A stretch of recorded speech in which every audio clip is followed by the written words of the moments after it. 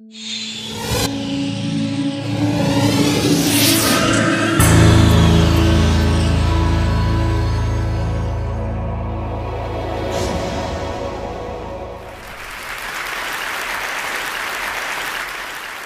grew up interacting with the physical objects around us, and there are enormous number of them that we every day use. Unlike our most computing devices, these objects are much more fun to use with. When you talk about objects, one another thing automatically comes attached to that thing, and that is gestures, how we manipulate these objects, how we use this object in everyday life. We use gestures not only to interact with these objects, but we also use to interact with each other.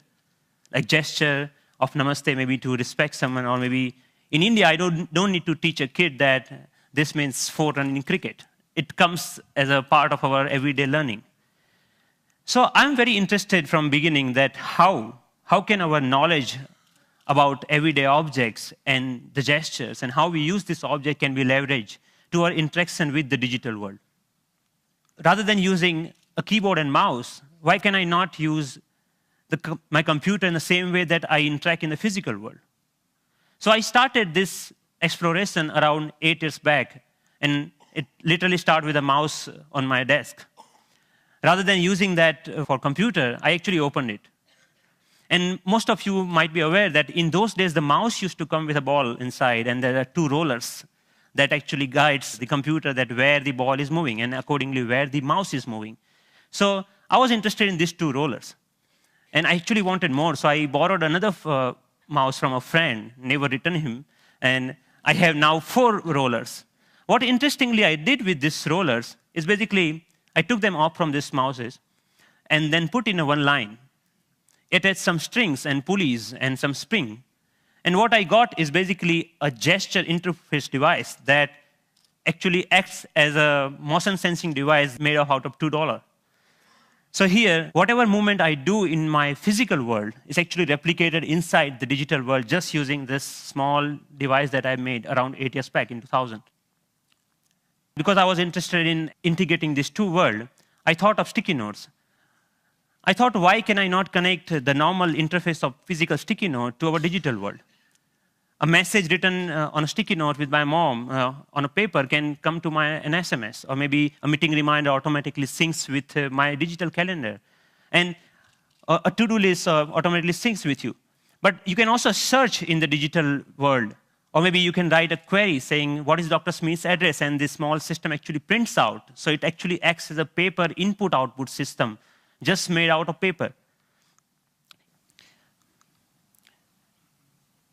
In one another exploration, I thought of making a pen that can draw in 3 dimensions. So I implemented this pen that can help designers and architects not only think in 3 dimensions, but they can actually draw so that it's more intuitive to use that way. Then I thought, why not making a Google map, but physical world? Rather than typing a keyword to find something, I put my objects on top of that. If I put a boarding pass, it will show me where is your flight gate. A coffee cup will show you where you can find more coffee, or where you can trace that cup. So this was some of the earlier explorations I did, because the goal was to connect these 2 worlds seamlessly. Among all these experiments, there was one thing very common. I was trying to bring a part of the physical world to the digital world. I was taking some part of the objects or anything intuitiveness of the real life and bringing them to digital world. Because the goal was to make our computing interfaces more intuitive. But then I realized that we humans actually are not interested in computing. What we are interested is in information. We want to know about things. We want to know about dynamic things going around. So I thought about last year, in the beginning of the last year, I started thinking that why can I not take this approach in reverse way? Maybe how about I take my digital world and paint the physical world with that digital information? Because pixels are actually right now confined in these rectangular devices that fits in our pocket. Why can I not remove this confine and take that to my everyday objects, everyday life, so that I don't need to learn the new language for interacting with those pixels? So in order to realize this dream, actually I thought of putting a big size projector on my head. I think that's why it's called head-mounted projector, isn't it? I took it very literally and took my bike helmet, put a little bit cut over there so that project actually fits nicely. So now what I can do, I can augment the world around me with this digital information. But later, I realized that I actually wanted to interact with those digital pixels also. So I put a small camera over there that acts as a digital eye. Later, we moved to a much better or consumer-oriented pendant version of that many of you are now knowing as Sixth Sense device. But the most interesting thing about this particular technology is that you can carry your digital world with you wherever you go with you. You can start using any surface, any wall around you as an interface. The camera is actually tracking all your gestures. Whatever you are doing with your hands, it's understanding that gesture. And actually, if you see, there are some color markers that in the beginning version we were using over there. You can start painting on any wall, that you stop by a wall and start painting on that wall. But we are not only tracking here one finger. We are giving you the freedom of using both of hands. So you actually can use both of your hands to zoom into or zoom out a map just by pinching operation over here. The camera is actually doing just getting all the images, it's doing the age recognition and also the color recognitions, and like so many small algorithms are going inside. So technically it's a little bit so complex, but it gives you an output which is more intuitive to use in some sense. But I'm more excited that you can actually take it outside. Rather than getting your camera out of your pocket, you can just do the gesture of taking a photo, and it takes photo for you. Right? Thank you. And later, I can find a wall, anywhere a wall, and start browsing these photos. Or maybe, OK, I want to modify this photo a little bit and send it as an email to a friend. So we are looking for an era where computing will actually merge with the physical world. And of course, if you don't have any surface, you can start using your palm for simple operation. I'm here, I'm dialing a phone number just using my hand. Yep. The camera is actually not only understanding your hand movements, but interestingly, is also able to understand what objects you are holding in your hand. What we are doing here is actually, for example, in this case, the book cover is matched with so many thousands or maybe millions of books online, and checking out which book it is. Once it has that information, it finds out more reviews about that, or maybe New York Times had a sound overview on that, so you can actually hear on a physical book as a review of a sound. Gave a famous talk at Harvard University. This was Obama's last visit last week to MIT.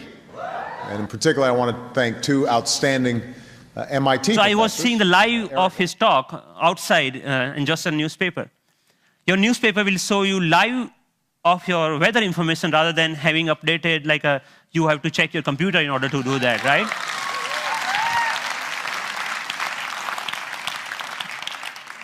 When I'm going back, I can just use my boarding pass and to check, oh, my flight has been how much delayed. Because at that particular time, I'm not feeling of opening my iPhone and checking out a particular icon.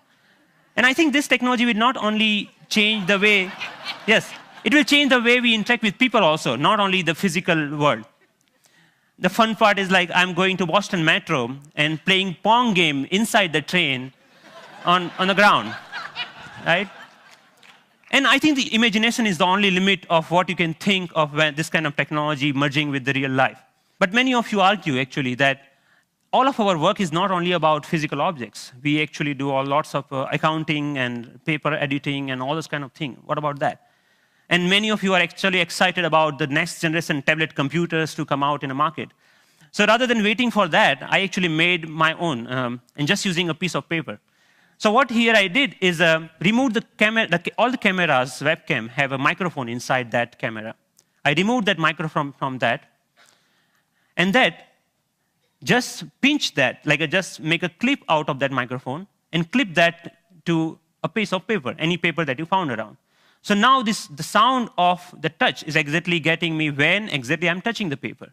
But the camera is actually tracking where my fingers are moving. You can, of course, watch movies. Good afternoon. My name is Russell, and I am a wilderness explorer in Tribe 54. And you can, of course, play games. Here, the camera is actually understanding how you're holding the paper and playing the car racing game.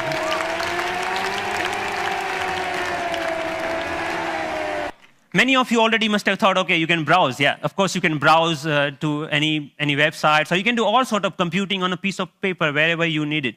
So, but more interestingly, I'm interested that how we can take that in a more dynamic way. When I come back to my desk, I can just pinch that information back to my desktop so that I can use my full-size computer.